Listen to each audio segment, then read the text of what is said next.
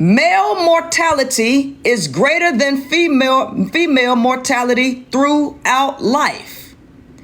The causes are a mixture of biological and social pressures.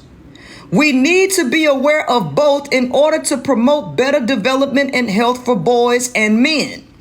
This is why women do not get the luxury of talking about men do it, so I can do it too. You cannot stoop to the level of a male because you are biologically and neurologically stronger. You are spiritually more capable.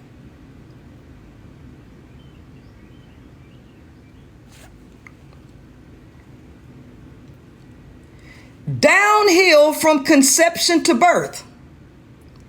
At conception, there are more male than female embryos. This may be because the spermatozoa carrying the Y chromosome swim faster than those carrying X. The male's pole position is, however, immediately challenged. External maternal stress around the time of conception is associated with the reduction in the male to female sex ratio, suggesting that the male embryo is more vulnerable than the female. So external maternal stress, if a woman is pregnant with a male child, the stress of the mother can increase the loss of a male child as opposed to the female child, who is much more resilient. Post-traumatic stress also affects the male child negatively. So you can't even exist without a support system. So here's what happened. The nuclear family cut off a woman's support system, and women got pregnant with a lot of boys, and due to stress that's natural for a mother to go through, automatically impacts the male instantly. Just you living life and going through your changes impacts your male children. In the third trimester of pregnancy, which also promotes greater muscle bulk. Similar differences have been observed in chimpanzees. At term, the excess has fallen from around 120 male conceptions to 105 boys per 100 girls. So, there are more boys biologically being born than girls, just biologically. Now add the impact of patriarchal environments where they discard their girls and keep the boys. Even though just from the introduction of the sperm already, you're dealing with fragility. You're dealing with fragility. But why do they need the men? If the elites are not dumb on this. Y'all do know, they realize this, right? Y'all do know that the elites know this, right? So why are they intentionally setting up a system to continue to produce this amount of men? Because they need them as slaves. They need their strength. Let's continue. They need them for wars. Male excess of developmental and behavioral disorders.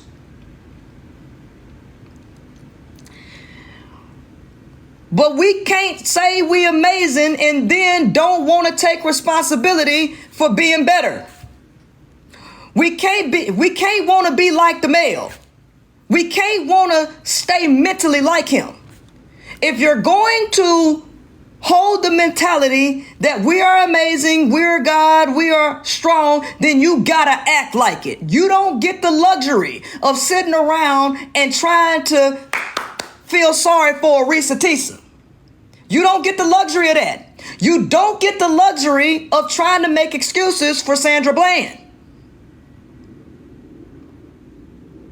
You don't. You got to look at them and realize where they done jacked up and change your mind and your behavior. Because you do not get, you're not afforded the luxury of being like that.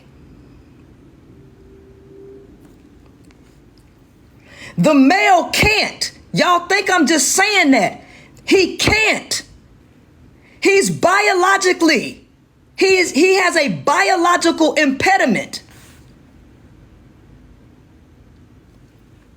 That's the reason why I keep saying women's issue is psychological, which means it's a program running on your mind. That program can change. The man's problem is not a program. The man's problem is his biology, and that can't be changed. Your mind can be changed, but his body cannot. Your mind can change, but his nature cannot. That's the difference between you and him. So when I say I got compassion for the male, you got to understand that my compassion comes from his inability and his handicap, his inability to do any better, and his handicap. I think the male is totally incapable.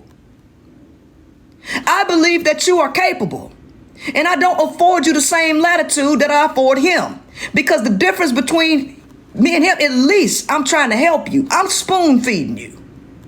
I'm spoon feeding you so you don't have to do this by yourself. So I cannot give you the same latitude that I give him, because you actually have help and can be helped. He can't.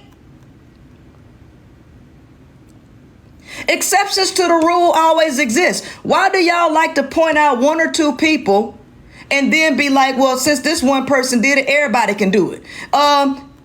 Do you think your child, something's wrong with your child because your child is in the 5th grade and she's 10 and he's 10, but you're comparing him to one of the anomaly 10-year-olds who have 2 PhDs, double master and fucking physics and shit? Are you comparing your 10-year-old child to one of the anomalies that got a PhD in the 5th grade?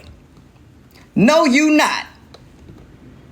So why y'all taking these exceptional ass, rare ass men who actually still come up off the backs of women and trying to use them as a broad brush to say that all men are capable of doing that? That's crazy.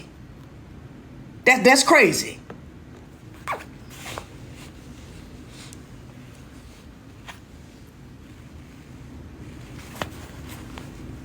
Because women allow them to run everything. Because women are the planet's subconscious mind.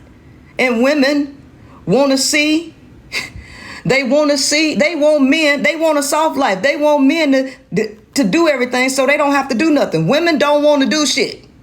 Women do not want to be responsible. They want to be lazy. Because they like the fairy tale. They like the fantasy. Y'all like that shit, even though it ain't real. This is real though. This is real. Because you don't know no better. Then when somebody try to teach you better, you got an attitude.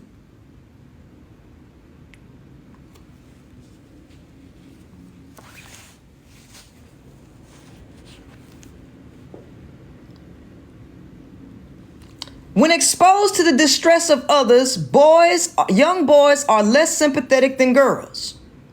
A group of 6-year-old girls and boys were listening to the recorded sound of a crying baby. Many more girls than boys spoke kindly to what they assumed was a real infant, while more than twice as many boys simply turned the speaker off. Tracings of heart rate variability suggested that the boys were more anxious. They could not tolerate the infant's distress, nor can they tolerate their own. So not only are men sensitive to external distress, they can't even tolerate their own distress.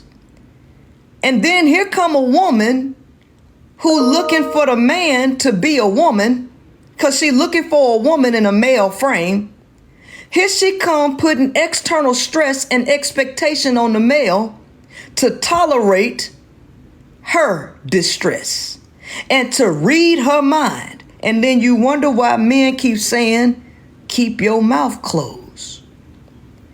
It ain't simply just because they think they're superior. They do think they're superior.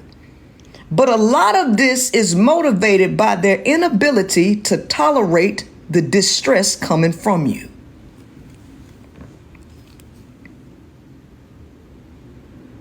So I got to stop it right there.